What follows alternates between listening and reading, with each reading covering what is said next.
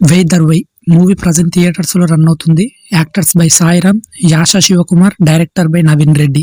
చాలా కాలం time gap తర్వాత టాలీవుడ్ హీరో సాయిరామ్ మళ్ళీ కొత్త మూవీతో వచ్చాడు. అసలు మూవీ ఎలా ఉంది, చూడాలా వద్దా, రివ్యూలో చూద్దాం. మూవీ స్టోరీలోకి వస్తే మన హీరోకి పెద్దగా చదువు అవ్వదు. ఇంట్లో వాళ్ళ పోరు భరించలేక ఏదైనా జాబ్ చేసుకుందామని హైదరాబాద్ వస్తాడు.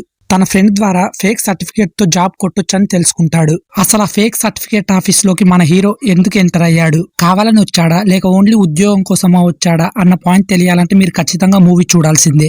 మూవీలో ప్లస్ పాయింట్స్: సినిమాలు తీసి చాలా కాలమైన సాయి శంకర్ యాక్టింగ్ స్కిల్స్ మాత్రం ఎక్కడ పోలేదు. మెయిన్ గా తన mark, comedy timing, dance, acting తో ఎరగదీశాడు. ఇక వీటితో పాటు హీరోయిన్ పర్ఫార్మెన్స్ కూడా బాగుంది. Chubby looks and neat performance తో ఆడియన్స్ ని ఆకట్టుకుంటుంది. మూవీలో మైనస్ పాయింట్స్: మూవీలో ఫస్ట్ హాఫ్ వరకు మెయిన్ ట్రాక్ లోకి వెళ్ళకపోయినా కామెడీ అండ్ సిల్లీ డైలాగ్స్ ఉండటంతో పర్లేదు అనిపిస్తుంది. కానీ సెకండ్ హాఫ్ లో అసలు సమస్య మొదలవుతుంది. చూస్తున్న కొద్దీ చాలా సిల్లీగా, పరమ బోరింగ్ గా అనిపిస్తుంది. మూవీ రన్ టైం తక్కువగా ఉన్నప్పటికీ సెకండ్ హాఫ్ లోని కొన్ని సీన్స్ చికాకు తెప్పిస్తాయి. మెయిన్ గా హీరో ఫ్లాష్ బ్యాక్ ఎపిసోడ్ అయితే మన సహనాన్ని పరీక్షిస్తుంది.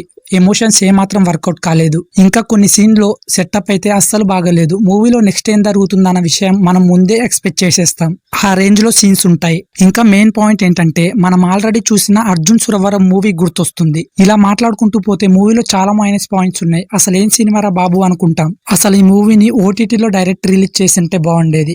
ఇక మూవీ టీం విషయానికి వస్తే సినిమాలో ప్రొడక్షన్ వాల్యూస్ చాలా యావరేజ్ గా ఉన్నాయి. టెక్నికల్ అండ్ విఎఫ్ఎక్స్ వర్క్ ఏమాత్రం బాగోలేదు. మెయిన్ గా డైరెక్టర్ నవీన్ రెడ్డి గారు ఎంచుకున్న స్టోరీ లైన్ అందరూ చూసేసిందే.